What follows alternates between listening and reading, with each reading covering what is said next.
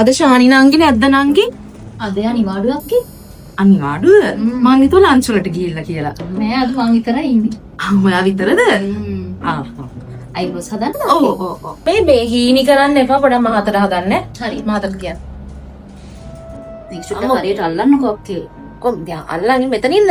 මෙතනින් අල්ලන්නකෝ. අම්මේ අයියෝ. මේ අද වෙන කවුරුත්ම නැද්ද නංගි සැලොන් එකේ? නෑ අද මං විතරයි ඉන්නේ. ඒක තමයි.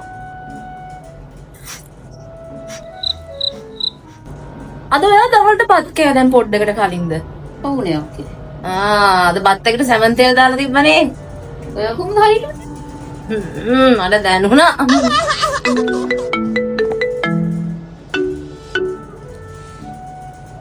හෙලෝ බබා. මම අයිබ්‍රෝ එකක් හදන ගමන් ඉන්නේ. කටේ මොකුත් නෑ අනේ නූල විතරයි තියෙන්නේ. පිළිගන්නේ නෑනේ අනේ.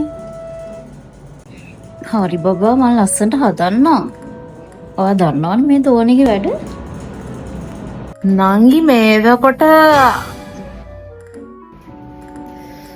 පොඩ්ඩ හිමින් ගන්න නංගිය.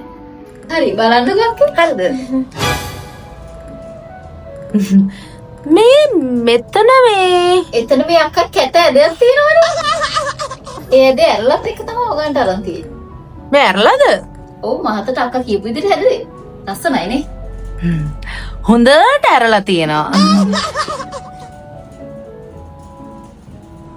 අක්කේ මං ශාන්ට කියන්න ඔය ඇවිල්ලා ගියා කියලා. කියන්න.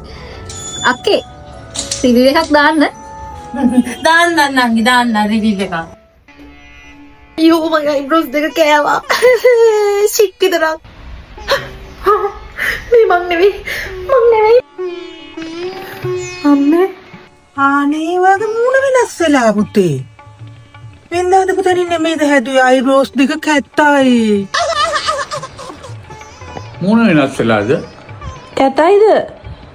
කැතයි කියන්නේ මූණ වෙනස්.